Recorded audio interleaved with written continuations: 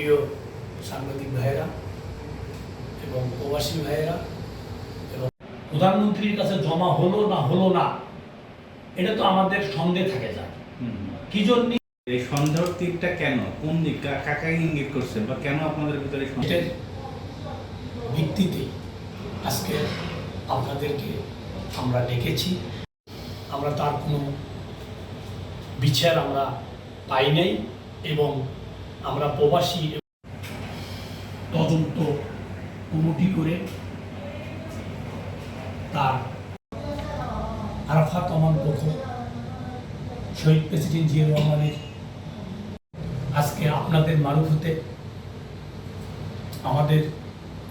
দলের 4% মিনিটের রাস্তা আমি গিয়েছি, যাওয়ার পরে আমি শুনতে পাই যে অলরেডি প্রধানমন্ত্রীর কাছে জমা হলো না এটা তো আমাদের সন্দেহ থাকে যায় কি জন্য তদন্ত কমিটি করে সেটা তদন্ত করা হোক।